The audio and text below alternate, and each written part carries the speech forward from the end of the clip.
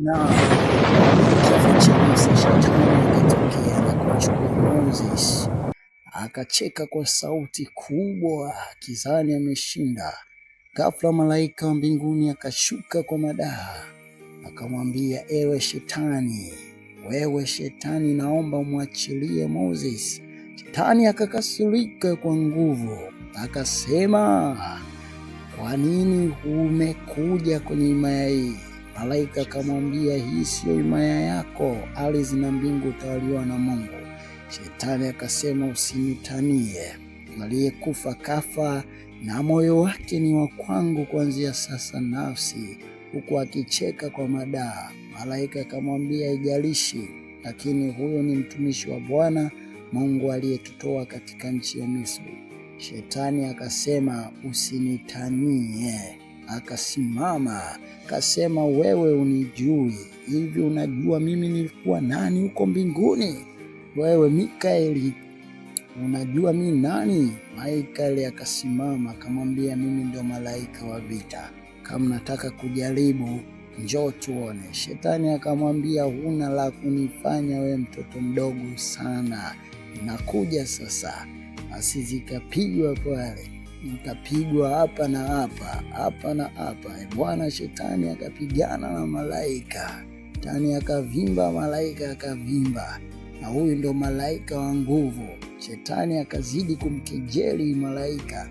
Malaika akasema, utashuka kuzimu sasa hivi katika jina la Mwenyezi Mungu.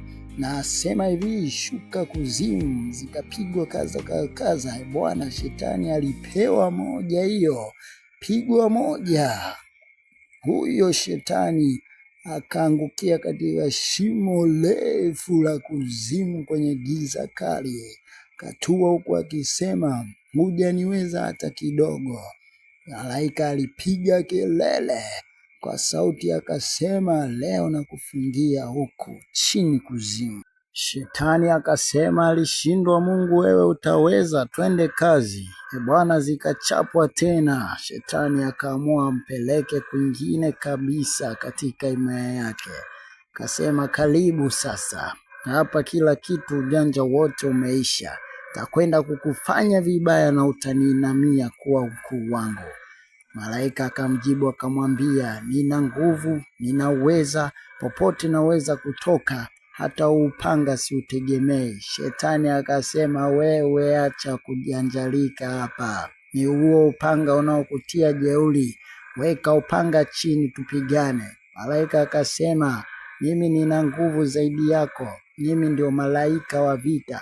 Shetani naye akamwambia, weka chini, acha maneno mengi, mimi ndio nina nguvu kukushinda wewe, mimi ndio nina nguvu, nina uweza. Malaika akasema, usinitanie. Kasimika jambia chini, Bwana huyu hapo sasa. Akasema, njoo. Shetani akamwambia, wewe uniwezi. Akaenda shetani, ile anaenda. Malaika akapiga kelele akasema, uweza na nguvu zilivyojalia Bwana. Ikapiga radi moja, shetani alichimbiwa pale pale chini na akafungiwa shimoni. Ipo malaika akasema, uwezo wa Bwana ujuu yangu.